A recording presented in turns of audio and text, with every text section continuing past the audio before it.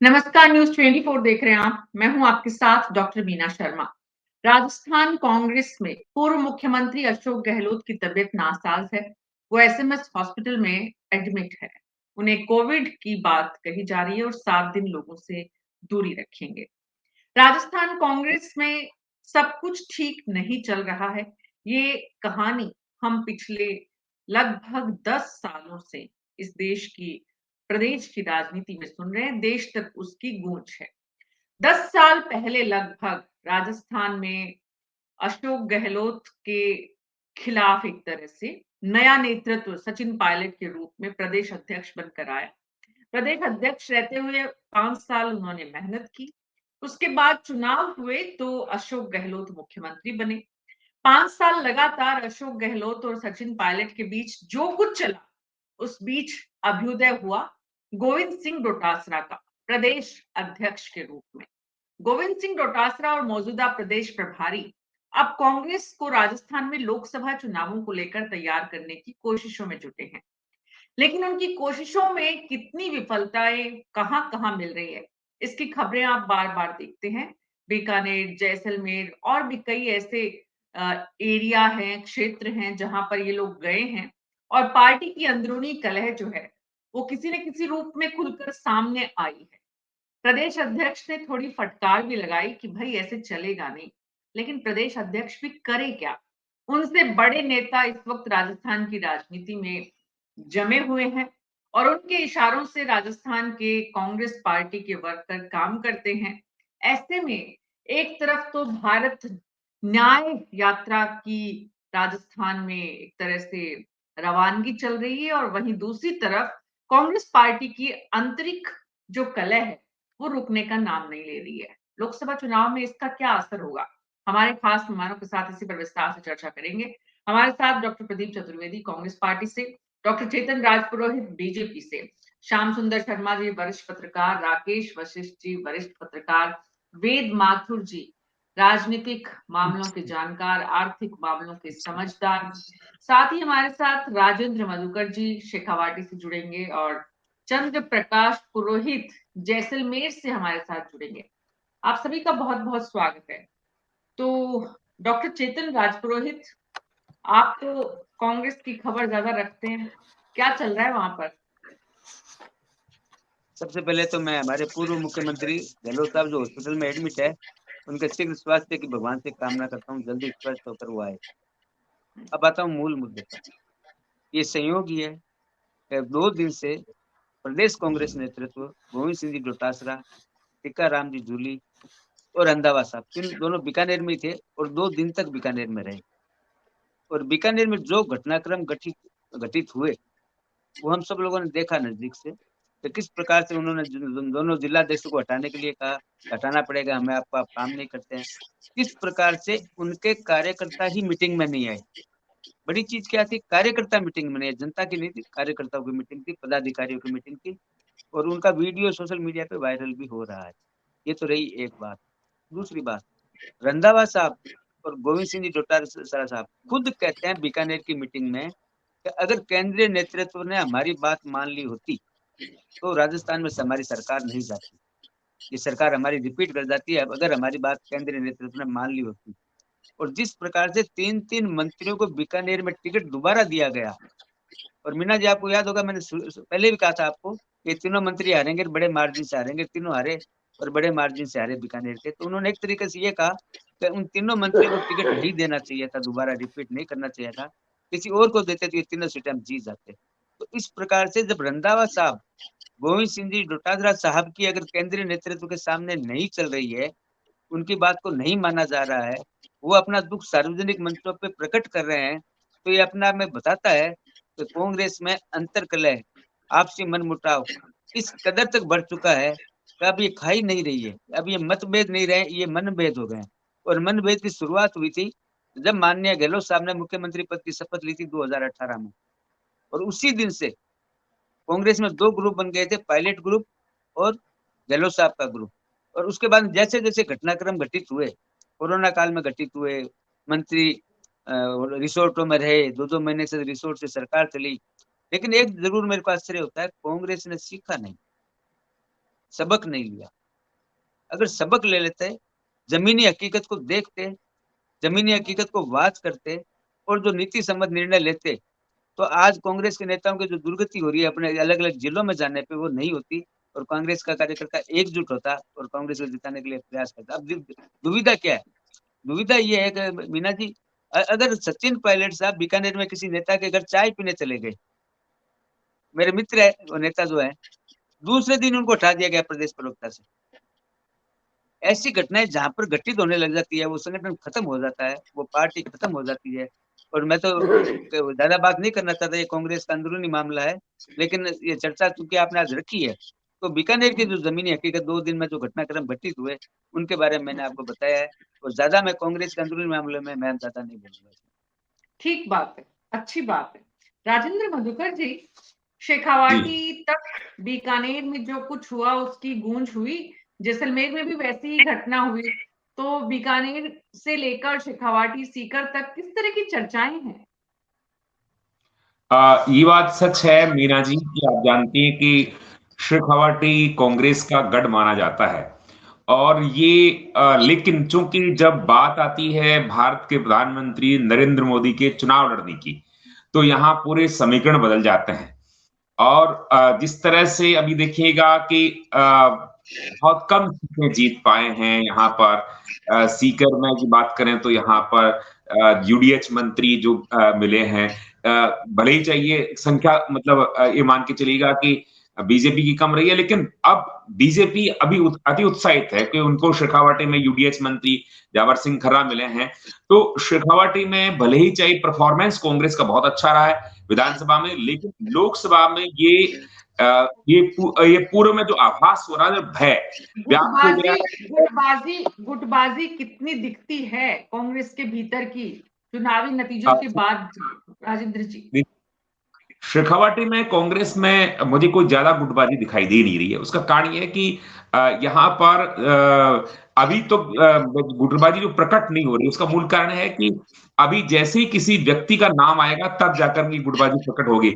वैसे तो गोविंद सिंह डोटासरा है, उनके जो ध्रुव विरोधी रहे हैं नारायण सिंह, जो उनके गुरु रहे हैं, जो कि उनके बेटे दांतारामगढ़ विधानसभा क्षेत्र से वीरेंद्र सिंह आते हैं, वो नहीं चाहते हैं कि गोविंद सिंह डोटासरा उनका कद बढ़े और इसके लिए भी कर रहे हैं कि दिव्या मदेरणा जो कि ओसियां से हार चुकी है, उनको यहां पर लाने की वो कोशिश कर रहे हैं कि यहां से उनको चुनाव लड़वाया जाए और गोविंद सिंह डोटासरा के कद को कम किया जाए। ऐसे में जब कांग्रेस की अंतरकलह बढ़ रही है तो एक अच्छा अवसर उनको मिल सकता है कि डोटासरा के प्रभाव को। अंतरकलह है नहीं, और आप खुद ही उदाहरण दे रहे हैं कि किस किस तरह की तैयारियां चल रही हैं। मतलब दिव्या मदेरणा को यहाँ लाने तक की तैयारियां, इसका मतलब आप अंदाजा लगाइए कि गोविंद सिंह डोटासरा के खिलाफ अंदर खाने कितने विरोध है। ये हाँ, यहाँ मुखर होकर के मैं कह रहा हूं, मुखर होकर के यहाँ कोई विरोध नहीं है, लेकिन ये दो ध्रुव है यहाँ पर। वो एक कोशिश करेंगे कि ऐसे मौके पर उनको प्रकट किया जाए, क्योंकि जो बीकानेर की जो घटनाएं हैं, ये सब घटनाएं, उसे उनका प्रभाव जैसे ही कम होने को आएगा, तो मौका या अवसर ढूंढ रहे हैं कि एक ऐसे चेहरे को प्रस्तुत किया जाए और गोविंद सिंह डोटासरा जो है वो घिर जाए तो उनको प्रस्तुत किया जाए। वैसे यहाँ चूंकि डोटासरा है, शेखावाटी में बड़ा चेहरा है, बड़ा कद है और अभी भी प्रभावशाली है और बुरे फटकारे के साथ अपनी बातों को रखते हैं। और आप तो जान रहे हैं कि इन दिनों राठौड़ और डोटासरा की लड़ाई भी सोशल मीडिया पर चल रही है, आपने उसको दिखाया भी है। तो लेकिन ये जैसे ही जो बीकानेर इत्यादि जो घटनाएं हो रही है, उससे वो समझ रहे हैं कि जैसे ही बढ़ेगी तो एक अवसर आने पर इस चीज को रखा जाएगा। जी राकेश जी, आपके वहां क्या हाल है? वहां पर कांग्रेस पार्टी की स्थिति, कार्यकर्ताओं के बीच में आपसी क्लेश, दोनों गुट और 2 गुट, 3 गुट, 4 गुट, कितने गुट हैं वहां पर? देखिए मीना जी, ये अपना भरतपुर जो क्षेत्र है, यहाँ भरतपुर और धौलपुर करौली, ये क्षेत्र, ये सीटें दोनों अनुसूचित जाति के लिए सुरक्षित है। तो यहाँ पार्टी का चयन, उम्मीदवार का चयन और पार्टी के कार्यकर्ताओं में सक्रियता थोड़ी कम है, क्योंकि बड़ी सामान्य सी बात है कि अगर आपका अनरिजर्व सीट होती तो यहाँ ज़्यादा सक्रियता होती। दूसरी बात क्या है कि भरतपुर शुरू से ही शुरू किया पिछले 20-25-30 सालों से कांग्रेस के हाथ से निकल गया। वो तो बाई चांस एक बार ऐसा हुआ कि 1999 में नटवर सिंह जी चुनाव जीत के, 2000 आपके 9 में 8 या 9 में आपके रतन सिंह जी कांग्रेस के चुनाव जीत के ने ज्यादातर चुनावों में यहाँ भाजपा ही चुनाव जीतती रही है। उसका कारण क्या है कि यहाँ कांग्रेस का जो संगठन है वो बहुत कमजोर स्थिति में, और इस 5 साल के कार्यकाल के दौरान जो गहलोत और आपके पायलट के बीच में जो द्वंद्व चला, उसका ज्यादा असर भरतपुर में बहुत देखने को मिला। खासतौर से जो कांग्रेस का परंपरागत वोट बैंक था गुर्जर समाज का, वो वोट बैंक भी इनके हाथ से निकल गया। अब इनके पास वोट नहीं है। वो ये जो पिछले विधानसभा चुनाव हुए, इसमें उन्होंने जाहिर कर दिया कि जो जितने भी गुर्जर कैंडिडेट हैं बीजेपी के जीते या निर्दलीय जीते हेतु बनावट, वो कांग्रेस की जो वोट बैंक थी गुर्जरों की, उसके टूटने के कारण हुआ। हालांकि सचिन पायलट जो पिछले चुनाव थे उसमें थोड़े सशक्त जरूर थे, लेकिन इस चुनाव में उनका कुछ नहीं है। जहां तक कार्यकर्ताओं की स्थिति की सवाल है, यहाँ कार्यकर्ता ज्यादा सक्रिय कांग्रेस का नहीं है, बिल्कुल चुप बैठा हुआ है। जहां तक जब भरतपुर की सवाल है कि जो सीटों पर कांग्रेस की स्थिति हमेशा उस व्यक्ति के आधार पर निर्णय तय करती थी जिसको कि उम्मीदवार बनाती थी कांग्रेस। पार्टी के आधार पर, केवल पार्टी के आधार पर चुनाव जीतना यहाँ उसके लिए बड़ा मुश्किल था। इस तरह के नेता यहाँ बिल्कुल ही खत्म हो लिए। जो पहले नंबर के जो नेता होते थे, दूसरे नंबर के नेता रह गए। अब इनको चुनाव लड़ाने के लिए भी उम्मीदवार की तलाश करनी पड़ती है, जबकि जो बीजेपी है उसमें लाइन लगी रहती है टिकट लेने के लिए। तो इसलिए मैं समझता हूँ कि आज के जो सत्ता पक्ष में रहने के दौरान तो पार्टी जरूर मजबूत रहती है, जब सत्ता पक्ष से छट गई तो उसके बाद अब उनका इस चुनाव में कोई ज्यादा अच्छा कोई प्रदर्शन कर पाएंगे कांग्रेस वाले, वो संभव दिखाई नहीं देता।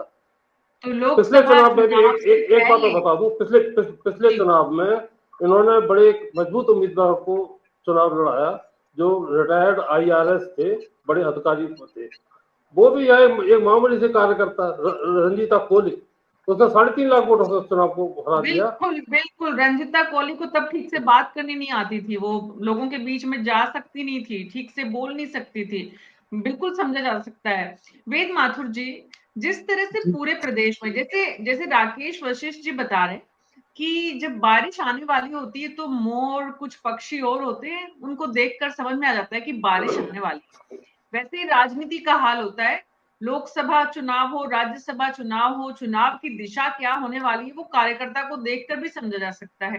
वेद माथुर जी, जिस तरह की हालत रघु शर्मा की हुई है अजमेर में, कांग्रेस से सांसद रहे अजमेर से सचिन पायलट, तो कांग्रेस की जो खींचतान इस वक्त पूरे प्रदेश में, राकेश जी को सुना आपने, राजेंद्र मधुकर जी को सुना, हालात अजमेर के भी वैसे ही हैं। देखिए, अजमेर के हालात और भी बुरे हैं। प्रदेश स्तर पर कांग्रेस 2 भागों में बटी हुई है, स्पष्ट है, गहलोत खेमा और पायलट खेमा। लेकिन अजमेर की एक बड़ी मजेदार बात यह है कि यहाँ बहुत सारे ग्रुप हैं कांग्रेस के अंदर, और जब किसी को टिकट मिलता है तो बाकी के सारे ग्रुप अपने ही कांग्रेसी प्रत्याशी को हराने के लिए संगठित हो जाते हैं। तो ये अजमेर की विशेषता है। इसलिए यहाँ से कांग्रेस लगातार हारती रही है। आप देख रहे हैं लगातार एक के बाद एक चुनाव हार रही है। अब मैं यहाँ 2-3 बातें और बताऊंगा। पहली चीज तो ये कि कांग्रेस का जो अंतर कलह है ये उनके लिए आत्महत्या करने जैसा है, क्योंकि कांग्रेस की हालत पहले ही खस्ता है। दूसरा है, विधानसभा का चुनाव नहीं है जहाँ गहलोत की योजनाओं ने काफी हद तक कांग्रेस की लुटिया पूरी तरह से नहीं डुबाई और वो 69 सीटें लेने में सफल हो गए। लेकिन लोकसभा चुनाव में देखिए, मैं कुछ शब्द बोल रहा हूं, आप उनको ध्यान से सुनिए। राष्ट्रभक्ति, राष्ट्र पर गौरव, हिंदुत्व, भगवान राम, नरेंद्र मोदी, गुड गवर्नेंस, अच्छा संगठन, ढेर सारी सहयोगी संस्थाओं का जाल, टीम वर्क, अनुशासन, चयन में यथासंभव परिवारवाद नहीं, और लास्ट डिलीवरी, जो मोदी सरकार ने, केंद्र सरकार ने डिलीवरी की है, कोई भ्रष्टाचार का बड़ा आरोप लगा नहीं उनके किसी बड़े मंत्री पे। तो ये सारे जो स्थितियां हैं उसमें कांग्रेस के उम्मीदवार के लिए जीतना बड़ा मुश्किल काम है। ये देखिए, गुजरात, राजस्थान, मध्य प्रदेश, छत्तीसगढ़, ये ऐसे राज्य हैं कि जहां कांग्रेस को लिए खाता खोलना भी बड़ा मुश्किल है। ऐसे में जो अंतरकलह है, ये कोर्ट में खुजली का काम करेगी। जो कांग्रेस की अंतरकलह है वो तो सड़कों में दिखाई दे रही है, अंधा आदमी भी इसको देख सकता है। तो ये तो बिल्कुल कोर्ट में खुजली है और कांग्रेस बिल्कुल राजस्थान में लोकसभा चुनाव में मुझे खत्म होती हुई नजर आती है। तो ऐसे में सवाल ये उठता है डॉक्टर चेतन राजपुरोहित कि बीजेपी के लिए कांग्रेस ही रास्ता बिछा दे रही है पहले से ही, आपको ज्यादा मेहनत करने की जरूरत नहीं है, आप भी ओवर कॉन्फिडेंस में तो नहीं है?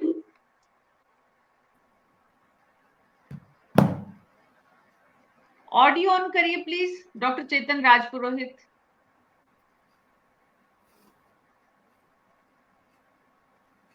भारतीय जनता पार्टी कभी भी ओवर कॉन्फिडेंस से काम नहीं करती है और ना ओवर कॉन्फिडेंस रखती है।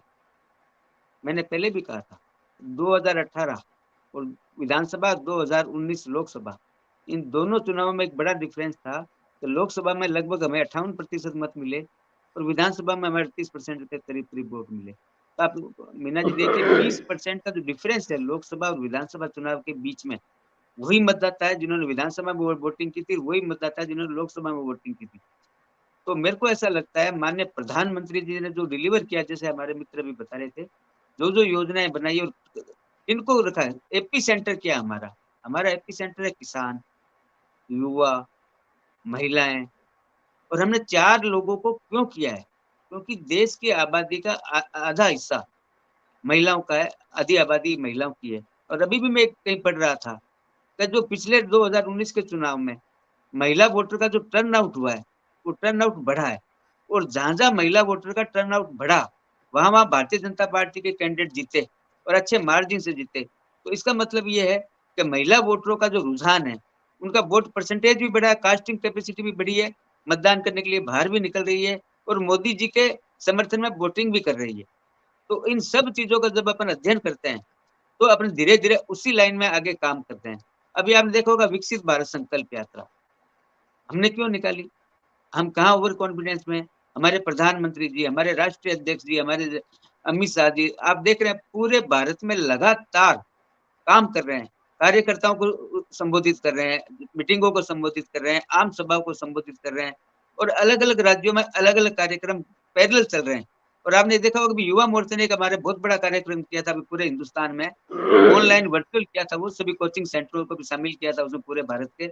और आपने देखा होगा लाखों युवाओं ने उस मीटिंग को माननीय प्रधानमंत्री जी ने संबोधित किया था और ज्वाइन किया। जी, तो हम लोग हमारी जमीनी हकीकत पे काम कर रहे हैं। आपके यहाँ तो प्रधानमंत्री जी अकेले जितना काम कर रहे हैं, पार्टी के कार्यकर्ताओं में जोश बढ़ने के लिए वही काफी है। दूसरी बात ये है कि आपके यहाँ जितनी भी क्लेश है, आपस में बैठ के ड्राइंग रूम में एक दूसरे को कितना ही आरोप प्रत्यारोप लगा लें, लेकिन खुलकर बोलने का साहस हिम्मत किसी की नहीं है। तो ये जो डिसिप्लिन पार्टी में है, उस डिसिप्लिन को कांग्रेस पार्टी में इस वक्त जो है वो काफी गिर चुका है। श्याम सुंदर शर्मा जी, गोविंद सिंह डोटासरा बड़े लाल हो रहे हैं, पीले हो रहे हैं, गुस्सा आ रहे हैं, बता रहे हैं कि ऐसे कैसे काम चलेगा पार्टी के वर्कर पर। उनका गुस्सा कुछ काम करेगा क्या? मीना जी, उनकी स्थिति क्या रहेगी? टिकट बटेगा तो उनकी चलेगी नहीं चलेगी। अगर विधानसभा के चुनाव आपने देखा, शोर शराबा बहुत हो रहा था। रंधावा कह रहे थे 40% टिकट काट दूंगा और किसी की नहीं चलने दूंगा। मधुसूदन मिस्त्री भी कुछ कह रहे थे, गोगोई भी कुछ कह रहे थे। हुआ क्या? अब आखिर में जिस प्रकार की परिस्थितियां बनी, अंतर्कलह की स्थिति बनी हुई है। देखिए, चेतन जी अपनी पार्टी का बहुत अच्छा बचाव कर रहे थे, सारी चीज कह रहे थे कि प्रधानमंत्री जी के कहने से सब कुछ हो रहा है हमारे यहाँ। लेकिन चेतन जी, आप भूल मत जाइए कि आपके यहाँ भी देखिए आमेर से चुनाव हार चुके सतीश पूनिया, आपके राजेंद्र राठौर चुनाव हार चुके, वो तो जीतने वाले थे ना, वो तो मोदी जी के नाम पे चुनाव लड़ रहे थे, हारे ना। अगर देखिएगा कि कांग्रेस एकता के रूप में चुनाव लड़ेगी, कुछ सीटें ऐसी है जहां पर कि संघर्ष कर सकती है और निकालने की स्थिति भी बन सकती है अगर चाहेगी तो। लेकिन वहां एकता का रूप आएगा नहीं आएगा, इसलिए देखिए जो स्थितियां आपने देखा कि बार बार जो हमारे हिस्से में प्रधानमंत्री आए थे, इस कारण से हम 115 जीत पाए थे। अगर हमारे हिस्से में प्रधानमंत्री नहीं आए होते तो हम 115 नहीं जीत सकते थे, कम भी हो सकती थी। और वसुंधरा को लेते तो कुछ और ज्यादा भी बढ़ सकती थी, भी थी। वसुंधरा ने तो अभी अपने टिकट दो मत दो कार्यालय का उद्घाटन कर दिया झालावाड़ में। अगर उन्होंने कार्यालय का उद्घाटन कर दिया तो फिर आप प्रधानमंत्री या अमित शाह की स्थिति क्या रहेगी क्या नहीं रहेगी उनके प्रति मुझे नहीं पता, क्योंकि उनको अभी तो मुख्यमंत्री नहीं बनने दिया। क्योंकि मैं भी कह रहा था कि भ्रष्टाचार के रूप में जिस प्रकार का माहौल है हम उनको नहीं बनने देंगे, बनने नहीं दिया, हो भी गया। देखिए जिस तरह की स्थितियां बन रही है, हाँ पार्टी ने काम किया और जिस तरह की स्थितियां है उसमें किस तरह का देखिएगा, मैं कह सकता हूँ कि बाड़मेर में अगर सही तरीके से कांग्रेस चुनाव लड़ती है, अगर मुस्लिम मेघवाल और देखिएगा जाट एक तरफा वोट अगर दे देता है बीजेपी कांग्रेस को, तो वहां से निकाल सकते सीट। आज अमीन खान बहुत बेचारे कह रहे थे नाराजगी से कि मुझको हराने कौन था, कांग्रेस का जिला अध्यक्ष था। जिला अध्यक्ष ही अगर कांग्रेस का चुनाव लड़ाएगा, हारेगा, हराने का काम करेगा। और वो आरोप लगा रहे थे कि बीजेपी ने 2 करोड़ दे दिए उसको, इसलिए मैं हार गया। हारने के बाद जिस तरह की स्थितियां हो रही है आज बाड़मेर में, वो जिस तरह के आप कह रहे थे ना कि कल तो बीकानेर में कह रहे थे कि 3 मंत्री हैं, तीनों मंत्री चुनाव हार गए। आपने ऐसा क्यों टिकट बंटवारा किया था डोटासरा जी? आप तो जीत के आ गए, लेकिन आपके अधिकांश मंत्री हार के चुनाव हारे इसलिए कि आपकी जो परिस्थितियां जिस तरह की स्थिति देखी जा रही थी, कामकाज नहीं था, केवल शोर शराबा था। और 500 करोड़ का जो आपने देखा था कि जो जिस तरह से आरोप लगा था विधानसभा में, कह रहे थे मुख्यमंत्री जी कि उन्होंने तो विज्ञापन लुटा दिया था और जिस प्रकार से वाही लूटी थी, हो रहा है अब फिर वो ये हो रहा है, रायशुमारी कर रहे हैं। अब जयपुर में रायशुमारी हुई थी, आपने देखा किस प्रकार का हंगामा हुआ, क्या कुछ हुआ। बाकी जगह कई जगह हंगामे हो रहे हैं, होता है पार्टी में। अगर रायशुमारी करने के लिए भेजा जाता है तो उसकी रायशुमारी मानी नहीं जाती। तो शर्मा जी, अभी अभी जो स्थितियां हैं, इस वक्त जो हालात हैं पार्टी के, उनसे उबार पाना गोविंद सिंह डोटासरा के कम से कम मतलब नियंत्रण से बाहर है, क्योंकि क्योंकि फैसले लेने की कैपेसिटी में वो नहीं है। पार्टी वर्कर भी कहीं ना कहीं इस बात को दाएं बाएं रास्ते से समझ रहा है, जो नहीं समझ रहा है उसे समझा दिया जा रहा है। तो ऐसे में प्रभारी और डोटासरा प्रदेश अध्यक्ष और नेता प्रतिपक्ष तीनों मिलकर भी पार्टी को एकजुट करने के प्रयासों में जो जुटे हैं, जा रहे हैं, प्रदेश में निकल रहे हैं, राजधानी से बाहर जा रहे हैं, लेकिन सफलता नहीं मिल पा रही। अब वेद माथुर जी जानते हैं कि अजमेर में जिला अध्यक्ष नहीं है, दोनों ना देहात का है ना शहर का है, और विधानसभा का चुनाव लड़ लिया। ये सचिन पायलट का हस्तक्षेप चलता है वहां, बिना सचिन पायलट के ना तो अध्यक्ष बन रहा है ना कुछ हो रहा है। तो देखिए जिस प्रकार के, और बाड़मेर में अध्यक्ष ने चुनाव लड़ लिया, अध्यक्ष नहीं है। तो देखिए जिस तरह की देखिए अब गोविंद सिंह डोटासरा नहीं चाहते थे कि प्रदेश अध्यक्ष रहे, वो तो बनना चाहते थे प्रतिपक्ष का नेता, लेकिन प्रतिपक्ष का नेता नहीं बनाया क्योंकि उनके ऊपर आरोप थे, इसलिए उनको नहीं बनाया, तो ठीक भी रहा। अभी टीकाराम जूली बने तो हैं, लेकिन वो भंवर जितेंद्र के चेले हैं, उनके अनुरूप वो काम करेंगे, उनका खुद का अस्तित्व बनने में टाइम लगेगा अभी निश्चित रूप से। और रंधावा जो आप कह रहे थे, रंधावा तो इस्तीफा देके जा रहे थे, पता नहीं उनको क्यों रखा, कांग्रेस क्या करना चाहती मुझे नहीं पता। अब अशोक गहलोत के तो भी तो स्वाइन फ्लू हो रखा, तो 7 दिन आराम कर रहे हो। तो लेकिन निश्चित रूप से जिस प्रकार से सचिन पायलट अभी छत्तीसगढ़ है, आज राजस्थान में अगर वो समझौता करने की बार बार बात आती है, 3 या 4 सीट समझौते में दे दो तो हमारे वोट कटने से बच जाएंगे, सचिन पायलट कहते ये तो नहीं चलेगा। तो ये सब चीजें तारता, आज भी सचिन पायलट और पूर्व मुख्यमंत्री अशोक गहलोत के बीच में जो समझौता हुआ था वो दिल से नहीं हो पाया था। आज भी मतभेद बरकरार है, आपस में तालमेल नहीं है जिस प्रकार से होना चाहिए, वो कांग्रेस के लिए दुखदायी स्थिति है। लेकिन देखिए बीजेपी में स्थिति है भी नहीं, अब तो कोई स्थिति लगती भी नहीं। इतना लंबा समय जहां निकल गया, वहां अब इस तरह की कोई उम्मीद भी करना बेकार है, क्योंकि अब अशोक गहलोत ने अपनी पारी बहुत अच्छे से खेल ली है। सचिन पायलट किसी भी सूरत में कॉम्प्रोमाइज अब नहीं कर सकते, जब इतने समय नहीं किया तो अब क्या करेंगे। तो दोनों ही नेता अब कोई सूरत में एक दूसरे को एडजस्ट, एक दूसरे को स्वीकार करने के मूड में अब तो कोई दूर दूर तक संभावना ही नहीं दिखती है। अब अशोक जी को देखना है कि अपने बेटे का भविष्य कैसे सुरक्षित करना है, और सचिन पायलट को अपना राजस्थान में भविष्य जो है वो बनाना है। बार बार वो कह रहे हैं कहीं भी भेज दो, छत्तीसगढ़ भेज दो, लेकिन राजस्थान से मैं नहीं जाने वाला हूँ, ये वो संदेश भी दे रहे हैं, स्पष्ट भी कर रहे हैं, और राजस्थान के लोगों के बीच भी पहुंच रहे हैं। वेद माथुर जी, ऐसे में सवाल ये उठता है कि जो छीछा लेदर हम बीकानेर और जैसलमेर में देख रहे हैं इस वक्त, जो पिछले 2 दिनों की घटनाएं हैं, आपको जब यहाँ पहुंचेंगे पहुंच रहे हैं, बारी आएगी लोकसभाओं को लेकर बैठकें हो रही हैं, वहां पर कार्यकर्ताओं से फीडबैक लिया जा रहा है, एक तरह का प्रयास है कि कैसे एकजुट किया जाए। तो यहाँ ये जो अजमेर पूरा डिवीजन में जो गुट आप देख रहे हैं, वहां पे कौन कौन से गुट हैं? रघु शर्मा गुट है, आपने ये तो बताया कि बहुत सारे गुट हैं, लेकिन दरअसल किस रूप में वो नजर आते हैं, वो जरा थोड़ा और दर्शकों को विस्तार से समझाएंगे, ताकि कांग्रेस पार्टी का वो वर्कर जो इस कार्यक्रम को देखता है, या जो लोग कांग्रेस से एसोसिएटेड है, जो समझते हैं कि दरअसल पेच है कहाँ, प्रॉब्लम है कहाँ, और इसका सॉल्यूशन कौन हो सकता है। वो 5 लोगों को एक मंच पर बैठाने का काम प्रदेश अध्यक्ष करें, नेता प्रतिपक्ष करें, प्रभारी करें, कौन करें? तीनों मिलकर करें, और उनमें कितनी संभावना है? देखिए, इससे बड़ा स्पष्ट है कि गहलोत और सचिन पायलट इनके आधार पर दो खेमे बने हुए हैं, और बाकी के लोग विधानसभा चुनाव से मैं शुरू करूंगा तो वो खेमे इस आधार पर बने हुए हैं कि कांग्रेस का जो भी छोटा मोटा नेता है वो टिकट चाहता था पिछले चुनाव में, क्योंकि उनको लगता था कि शायद योजनाओं के भरोसे हम लोग फिर से सत्ता में आ जाएंगे। तो जो जो टिकट के एस्पायरेंट थे उन लोगों को टिकट नहीं मिला, तो जिसे टिकट मिला उन्होंने मिलके उसको हराने का पूरा प्रयास किया। तो मैं नाम गिनवाऊंगा तो मैं गिनवा नहीं पाऊंगा, इतने सारे ग्रुप हैं अजमेर के अंदर। जैसे राजकुमार जयपाल का अलग है, हेमंत भाटी जी का ग्रुप अलग है, जो पूर्व अध्यक्ष थे नगर के विजय जैन उनका ग्रुप अलग है। तो यहाँ कितने ही ग्रुप है, हर आदमी का अपना ग्रुप है। मैं विषय से थोड़ा सा हटके मीना जी आपको एक बात कहना चाहूंगा, क्योंकि बात चुनाव की हो रही है। हाल ही में मैंने अजमेर, बांदनवाड़ा, गुलाबपुरा, भीलवाड़ा और विजयनगर का दौरा किया। 2 दिन मैं इन कस्बों में घूमा हूँ, और मैंने पाया कि गली गली में घर घर पे भगवान राम का झंडा लगा हुआ था।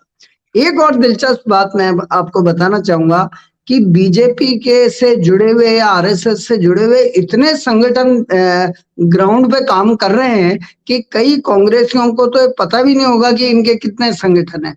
एक छोटा सा उदाहरण मैं देता हूँ मीना जी, आपको शायद ठीक लगे कि बांदनवाड़ा के अंदर एक भारत विकास परिषद का छोटा सा कार्यकर्ता, उम्र भी बहुत थोड़ी सी, उसने 1.5 लाख रुपए चंदे का एक लक्ष्य बनाया ताकि वो ई रिक्शा खरीद के घर घर जाके रोटी इकट्ठी कर सके गायों के लिए। तो उसने अपने ग्रुप में अपील की तो करीब 2.5 लाख इकट्ठे हो गए। उसने मना किया, भाई अब पैसे मत भेजो, ऑलरेडी 1 लाख सरप्लस हो चुका है, लेकिन लोग पैसा दे रहे हैं। अब उस ई रिक्शा के माध्यम से उन्होंने क्या किया कि हर स्कूल में जाता है ई रिक्शा, और उन्होंने अपील की है पेरेंट्स से कि आप अपने बच्चे के टिफिन में एक रोटी एक्स्ट्रा गाय माता के लिए भेजें। तो वो जो ई रिक्शा है वो एक एक स्कूल में जाके रोटियां इकट्ठी कर रहा है। अब मान लीजिए उसने एक दिन के अंदर से 10,000 रोटियां इकट्ठा की, इतनी कर रहे हैं वो लोग इकट्ठी, मैं आपको फोटोग्राफ भेज सकता हूँ, मैंने आंखों से देखा है। तो वो रोटी इकट्ठी नहीं कर रहे, मैं एक बड़ी क्रूड बात कह रहा हूँ जो भारत विकास परिषद वालों को भी अच्छी नहीं लगेगी और कांग्रेसियों को भी अच्छी नहीं लगेगी। वो वोट इकट्ठे हो रहे हैं। अब वो भारत विकास परिषद के बहुत सारे लोग ये कहते हैं साहब हमारा राजनीति से कोई लेना देना नहीं है, लेकिन ये सारी चीजें मैम गौ सेवा है, राष्ट्रवाद है, ये सब एक दूसरे से जुड़े हुए हैं।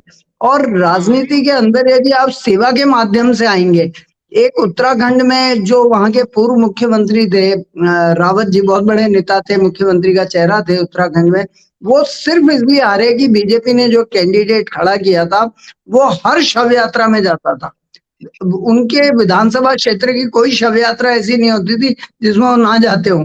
तो जहां बीजेपी से मुकाबला है, जो उसकी कोर कॉम्पिटेंस हर एरिया में है, और ये मान के चल रहे हैं कांग्रेस के लोग कि ये सिर्फ हिंदुत्व और राम के नाम पे वोट मांग रहे हैं, ऐसा नहीं है। वो सेवा भी कर रहे हैं और भी बहुत कुछ कर रहे हैं। तो इस समय उन्होंने समाज को सब तरफ से पकड़ रखा है।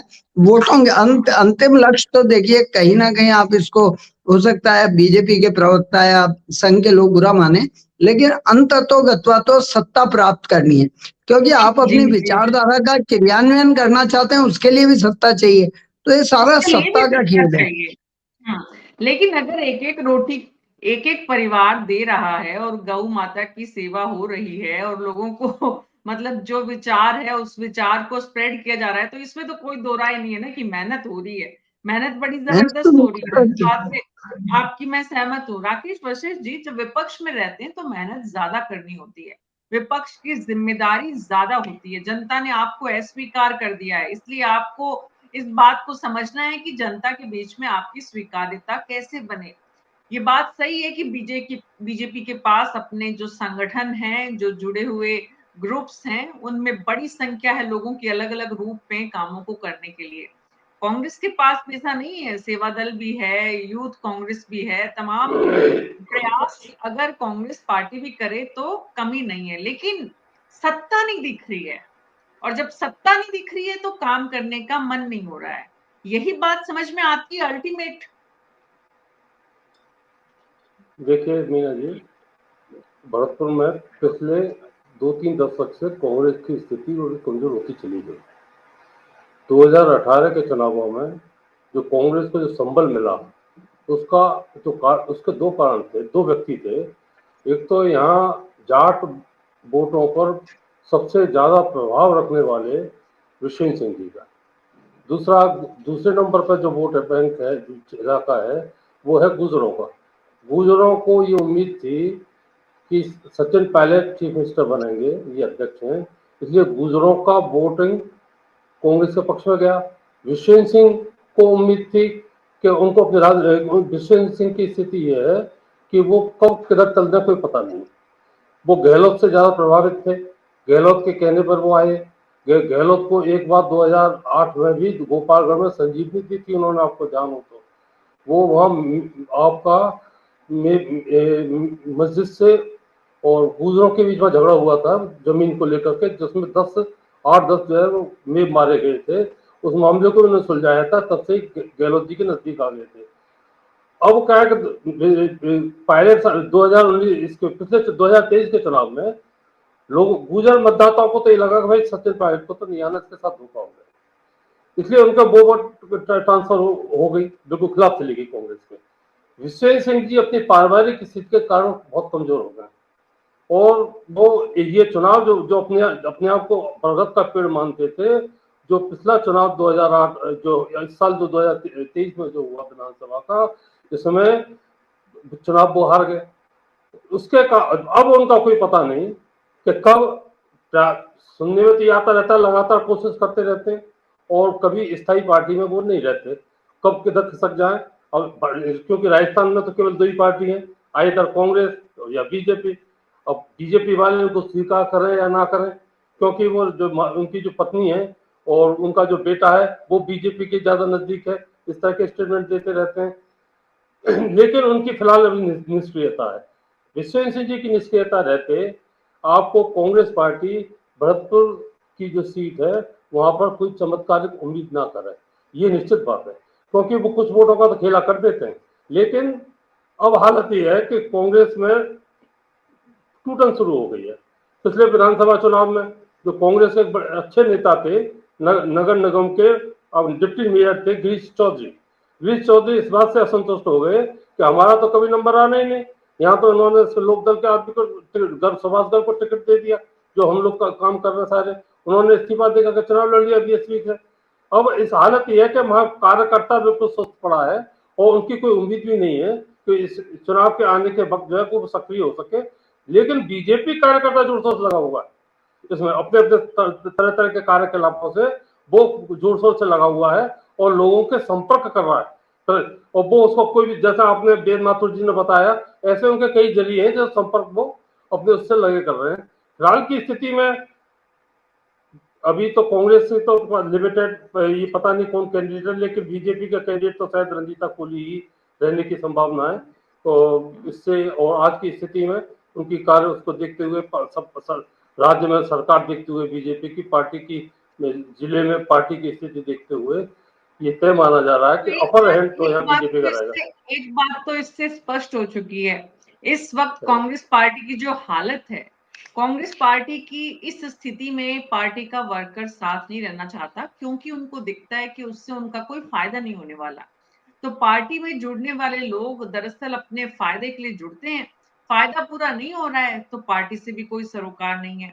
मुश्किल समय से कांग्रेस पार्टी इस वक्त गुजर रही है, देश की सबसे पुरानी पार्टी है और बड़ा एक कैडर कांग्रेस पार्टी के पास भी वर्कर्स का था, अलग अलग विंग में यूथ कांग्रेस है और तमाम जो उनके विंग है, महिला कांग्रेस है।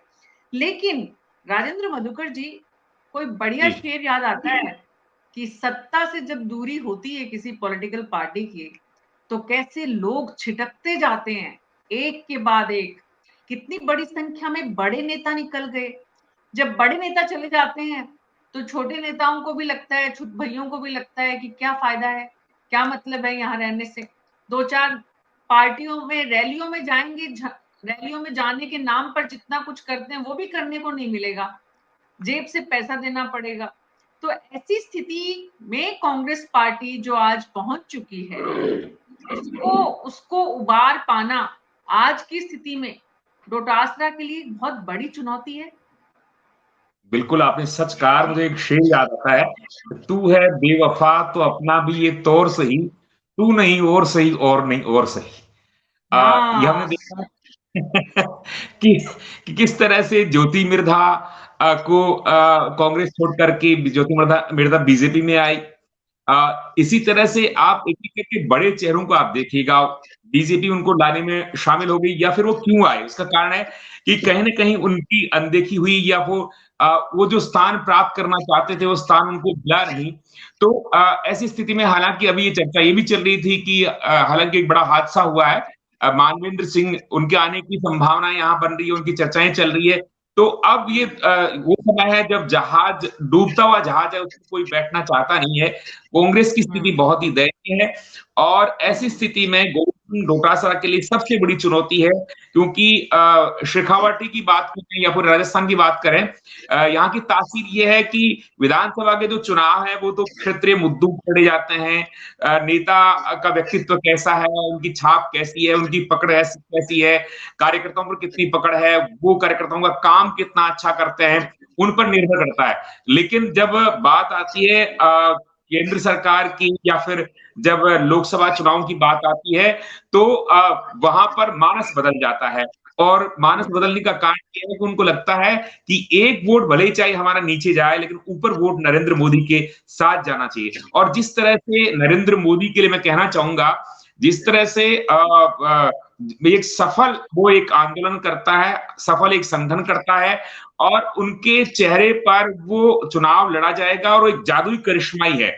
और ये सच भी है कि मुझे एक इतिहास में मैं ले जाना चाहता हूं। वैसे बड़ा रोचक किस्सा है। कहते हैं कि इल्तुतमिश जो है वो पहले मौलानाओं से सुझाव लिया करते थे, लेकिन उनको देखा कि उनके गले में 5 ग्राम सोने का ताबीज है, और 5 किलो का मुकुट उसके स्वयं पर है। तो उन्होंने सबसे पहले मौलानाओं को हटाया और उसकी जगह चालीसा स्थापित किया। नरेंद्र मोदी भी इल्तुतमिश के उन्होंने अपने 40 लोगों को स्थापित किया है, चालीसा बनाया है, एक मार्गदर्शन मंडल बनाया है, एक सलाहकार समिति उन्होंने बनाई है। उनके निर्देश पर वो काम कर रहे हैं। निश्चित रूप से वो, मुझे लगता है जिस गति से काम कर रहे हैं, देखिए हर एक चुनाव में वो अपना मुद्दा लेकर आ जाते हैं। इस बार राम मंदिर है उनके लिए, तो मैं तो कह रहा हूं अगली बार चौथी बार वो ला सकते हैं, तो वो वाराणसी का ला सकते हैं, जहां पर एक नया मुद्दा मथुरा का ला सकते हैं। तो इस कला में वो सफल है, और निश्चित रूप से मुझे लगता है तीसरी बार तो आसानी से वो जीत जाएंगे। और उनको लगता है कि जो नेहरू की जिस तरह का कार्यकाल रहा, उस कार्यकाल से अधिक कार्यकाल करने की जो महत्वाकांक्षा उन्होंने पाल रखी है, वो सिद्ध करना चाहते हैं कि जब तक मैं चाहूंगा तब तक रहूंगा, या मेरी भुजाओं में दम है। जी। उगते सूरज को सब सलाम करते हैं, मेरी भुजाओं में दम है। अगर नरेंद्र मोदी ये सोचते हैं, तो परिवारवाद का आरोप लगाने वाले व्यक्तिवाद पर आकर केंद्रित हो गए हैं। ये भी इस देश की राजनीति की, हिंदुस्तान की सच्चाई है। लेकिन एट द सेम टाइम मैं हमेशा कहती हूँ कि वो व्यक्ति अगर उस पार्टी को पूरी तरह खींच कर ले जाने में कामयाब है, वो व्यक्ति अगर आज उस पार्टी का चेहरा बना हुआ है, उस व्यक्ति के नाम पर अगर उस पार्टी को आज वोट मिल रहे हैं, तो उस व्यक्ति को ये अधिकार भी है और जिम्मेदारी भी है कि वो अपनी पार्टी को आगे बढ़ाए। नरेंद्र मोदी आज बीजेपी को आगे बढ़ा रहे हैं। कांग्रेस को आगे बढ़ाने का जो जिम्मा लिया हुआ है वो राहुल गांधी ने लिया हुआ है। राहुल गांधी न्याय यात्रा भी निकाल रहे हैं। इसमें भी कोई दो राय नहीं है कि राहुल गांधी जितनी मेहनत कर रहे हैं इस वक्त, उस मेहनत से लोगों को जोड़ने में कामयाबी उन्हें मिलेगी, इससे कोई रोक नहीं सकता। अगर उन्होंने सत्ता में रहते हुए या अपने राजनीति के शुरुआती दिनों में इस तरह की मेहनत की होती तो आज कांग्रेस पार्टी का ये हश्र भी नहीं होता। आपने राजेंद्र मधुकर जी जो कहा कि डिसीजन मेकर जो है नरेंद्र मोदी, वो कितने बड़े डिसीजन मेकर हैं। राहुल गांधी उतना बड़ा डिसीजन मेकर हो ही नहीं सकते, क्योंकि कांग्रेस पार्टी के भीतर ही इतने ध्रुव बने हुए हैं कि उन्हें कोई डिसीजन लेने नहीं दिया जाता। और ये हमने बार बार देखा है। पार्टी का नेतृत्व जब कोई फैसला नहीं कर सकता है तो फिर उसका असर पार्टी पे ऊपर से लेकर नीचे तक आना स्वाभाविक है। ये उतना ही स्वाभाविक है जितना परिवार में परिवार का मुखिया कोई डिसीजन नहीं ले पाता है तो परिवार बिखर जाता है। डॉक्टर चेतन राजपुरोहित, आप इस बात को मानते हैं कि आज बीजेपी को एक सूत्र में पिरोने में भीतर में बड़ा विरोध है, भीतर में बहुत सारी कुंठाएं हैं, भीतर में लावा भी है, भीतर में बहुत सारे विरोध विकार बहुत कुछ है, लेकिन फिर भी बाहर नहीं निकल के आ पा रहे क्योंकि उनका शुद्धिकरण लगातार चल रहा है। हमारे एक सिद्धांत है पार्टी में, उचित व्यक्ति, उचित स्थान और उचित समय, वहीं पे अपनी बात रखनी चाहिए। नंबर 1। नंबर 2, ये सही है, भाजपा का संगठन मजबूत है, सहयोगी संगठन मजबूत है, लेकिन मैं दूसरी बात पे आपको ले जाना चाहता हूँ। आप एक काम कीजिए, राहुल गांधी जो यात्रा निकाल रहे हैं उसका मैप को देखिए आप।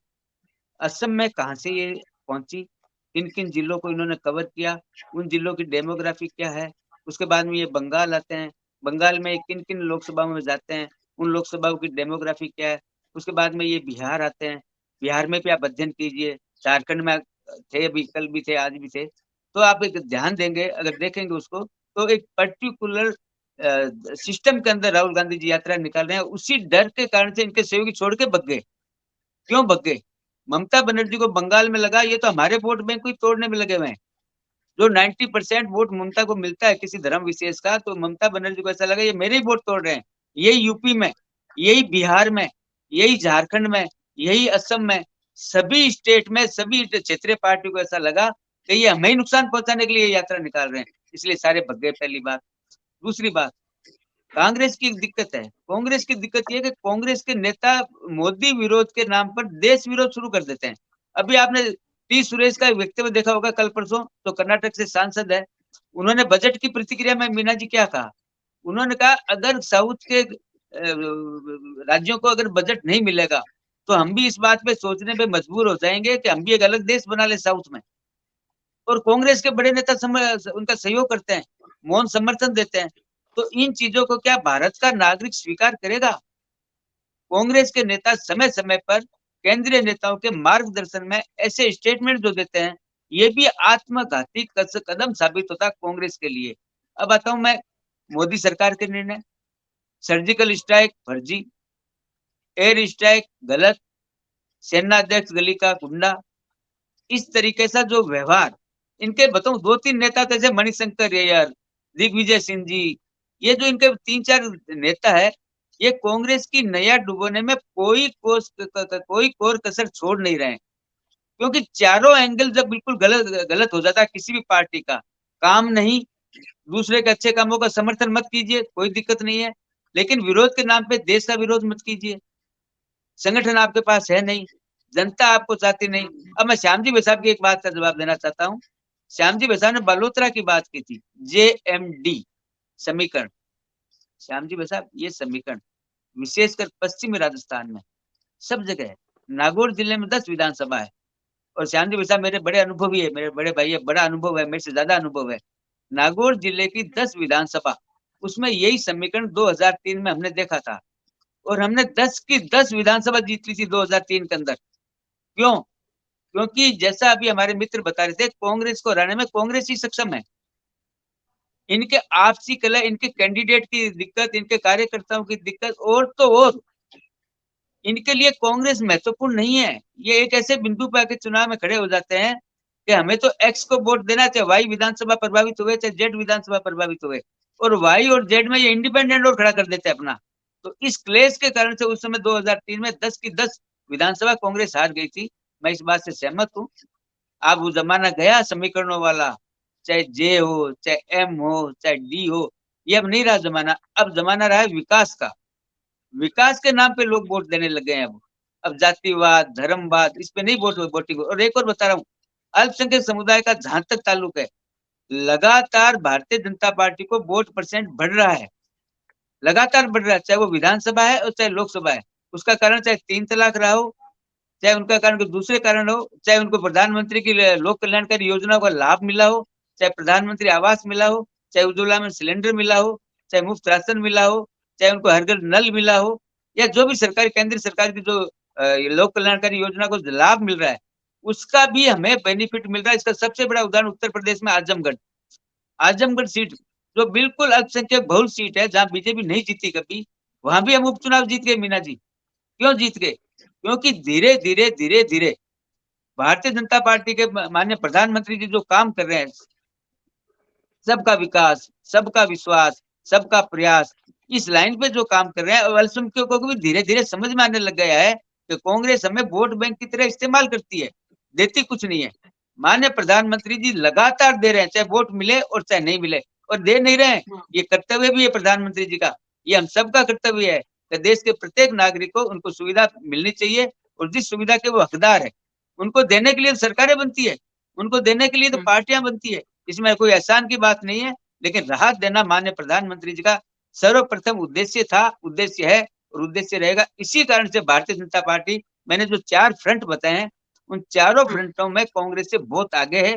और सबसे बड़ी चीज, मतदाता माननीय प्रधानमंत्री की तरफ देखता है। और मैंने बताया विधानसभा और लोकसभा में जो 20% का डिफरेंस 2018 और 2019 में आया था। मीना जी, एक लाइन कह के खत्म कर रहा हूँ। आप देखना 2024 में जो 20% का डिफरेंस है विधानसभा और लोकसभा में, आप देखना 2024 के चुनाव में ये बम्पर रूप से बढ़ेगा, 25 की 25 लोकसभा। मैं आज आपको कह रहा हूँ, ये भविष्यवाणी कर रहा हूँ, क्योंकि जिस प्रकार से कांग्रेस का त्रस्त, जनता जिस प्रकार से त्रस्त है, नहीं चाहती कांग्रेस को। और तो राहुल गांधी जी का देखिए आप, आज खड़गे जी बोल रहे थे, मैंने खड़गे जी को भी सुना था, आज खड़गे जी को भी मैंने सुना था, उन्होंने कहा मोदी है आपके पास इसलिए आप जीत रहे हो, 330 भी जीते, आप 400 भी जीतेंगे। ये कौन बोल रहे हैं? ये खड़गे जी बोल रहे हैं, कांग्रेस के राष्ट्रीय अध्यक्ष बोल रहे हैं, और हमारे माननीय सांसदों को कह रहे हैं कि आप मोदी के भरोसे जीत के आ रहे हो। ये कांग्रेस के राष्ट्रीय अध्यक्ष बोल रहे हैं। डॉक्टर चेतन खड़गे जी ईमानदार विश्लेषण कर रहे हैं, आपको बधाई देनी चाहिए उन्हें। वो ये बात बोल रहे हैं, मैं इसी बात पर रहा था, क्योंकि वो अनुभवी है, उन्होंने ग्राउंड की स्थिति देखी है। विधानसभा चुनाव से पहले भी जब वो राजस्थान आए थे, जयपुर में कांग्रेस का जो मुख्यालय का उद्घाटन हुआ था, नए कांग्रेस दफ्तर का, तब भी उन्होंने बहुत मार्मिक ढंग से कांग्रेस के वर्कर को कहा था कि एकजुट हो जाओ। कहा था उन्होंने कि हम अच्छी स्थिति में नहीं है, हमारी स्थिति बहुत खराब है, हमें संभलने की जरूरत है और आप सबको काम करने की जरूरत है। उनके उस भाषण में बड़ी अपील थी। अगर खड़गे कोई ठीक से पार्टी, जो राष्ट्रीय अध्यक्ष भी हैं, ठीक से सुन ले, उनकी रणनीति पर भी काम कर ले, तब भी कांग्रेस पार्टी की स्थिति आज से बेहतर हो सकती है। मुश्किल ये है कि खड़गे राष्ट्रीय अध्यक्ष होते हुए भी पार्टी में बहुत कुछ ऐसा नहीं कर सकते जैसा वो करना चाह रहे हैं, और यही कांग्रेस पार्टी की दुविधा है, और यही दुविधा डोटासरा जी की भी है, राजस्थान के प्रभारी की भी है। इसलिए सब अपने अपने रास्ते पर है कि चलो भाई, प्रभारी होने के नाते मुझे क्या फायदा मिल सकता है, अध्यक्ष होने के नाते मुझे क्या फायदा मिल सकता है। राजेंद्र मधुकर जी, गोविंद सिंह डोटासरा करे क्या? मीना जी, एक कुबीरनाथ राय निबंधकार हुए, उन्होंने लिखा है कि जाति भावना का उन्माद सत्ता प्राप्ति का सर्वाधिक सुलभ साधन है। हिंदू सर्वाधिक जातिवादी होता है, संप्रदायवादी नहीं।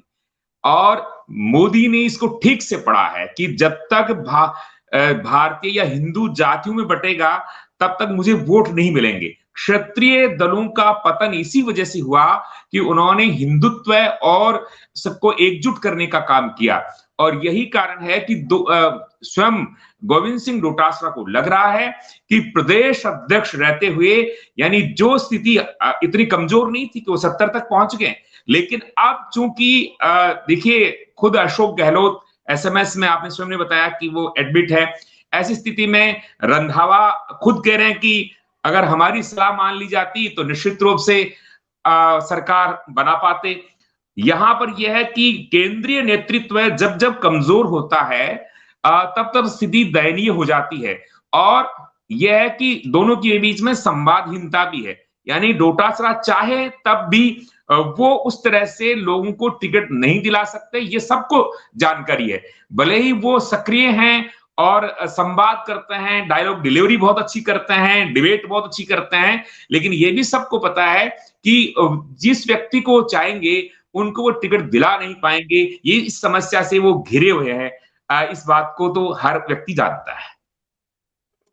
बिल्कुल, मुझे समझ में आती है आपकी बात। जैसे राजस्थान के मुख्यमंत्री भजन लाल शर्मा को बना दिया गया है, वो मुख्यमंत्री हैं, लेकिन वो अपने फैसले कितने अपनी इच्छा से ले पा रहे हैं, ये एक सवाल है।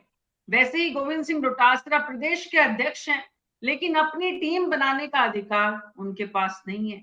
ये हकीकत है, ये सच्चाई है।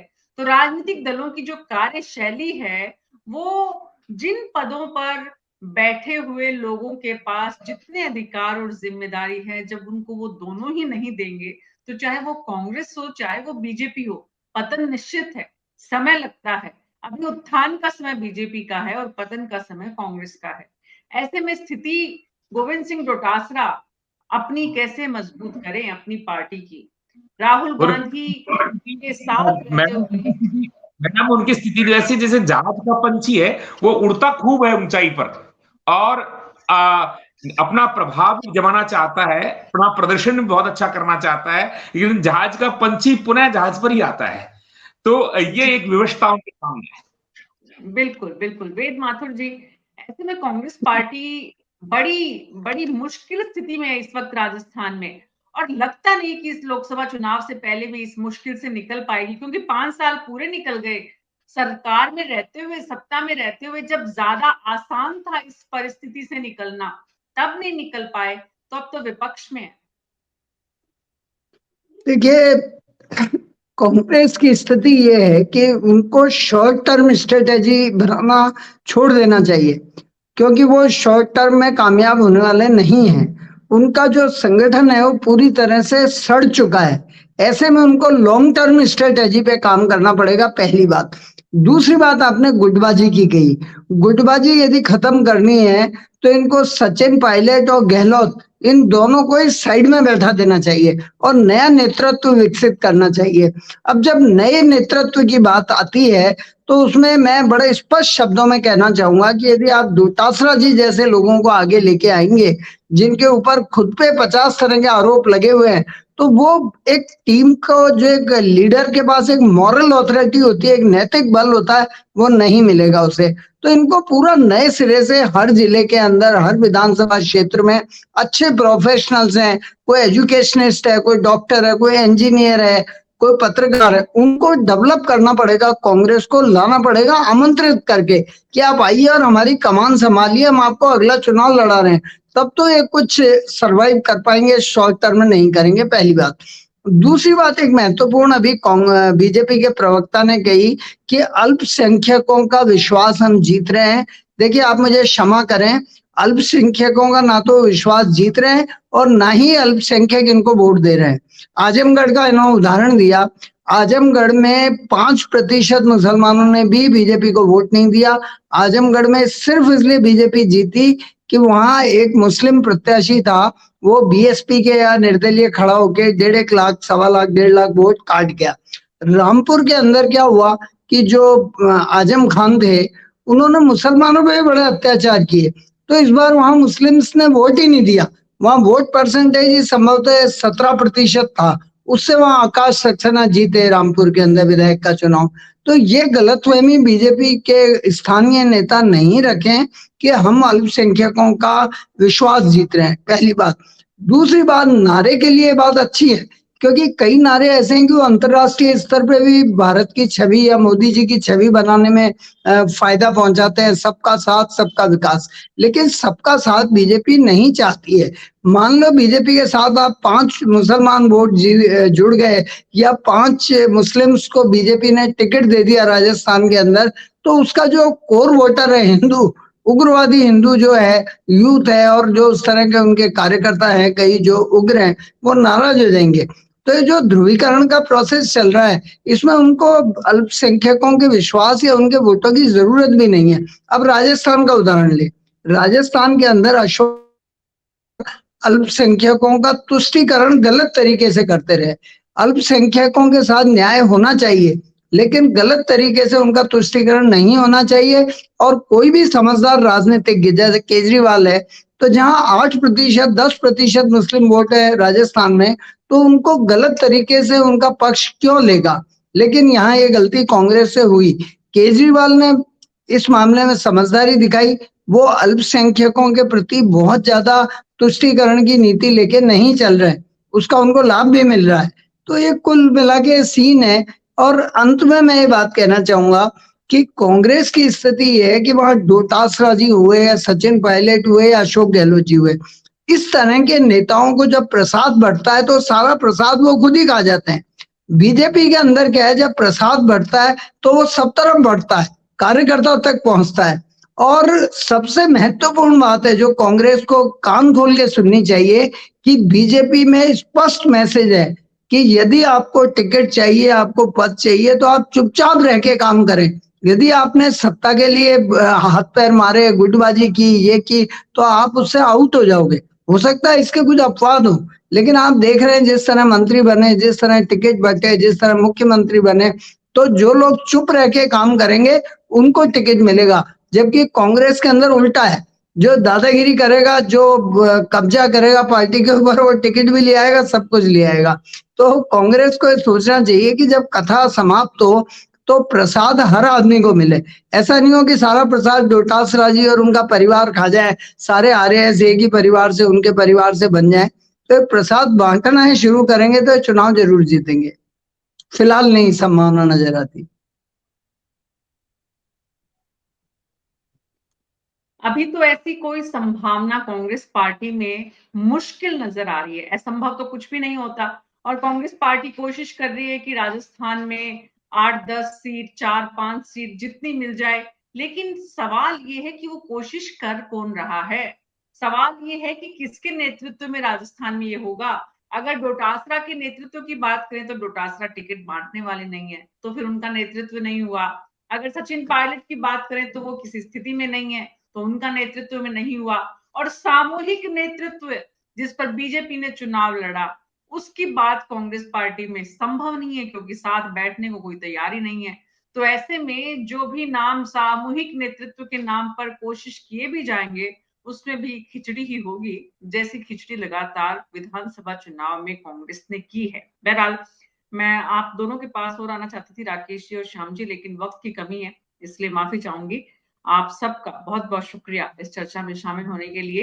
तो न्यूज़ 24 पर हमारी कोशिश रहती है प्रदेश में क्या कुछ हो रहा है। कांग्रेस पार्टी के भीतर गुटबाजी खत्म होने का नाम नहीं ले रही है। पहले भी थी, अब भी है, आगे भी जारी दिख रही है, क्योंकि नेतृत्व चाहे वो केंद्र का हो और चाहे राज्य का हो, गोविंद सिंह डोटासरा बहुत प्रयास कर रहे हैं मजबूती से नेतृत्व करने का।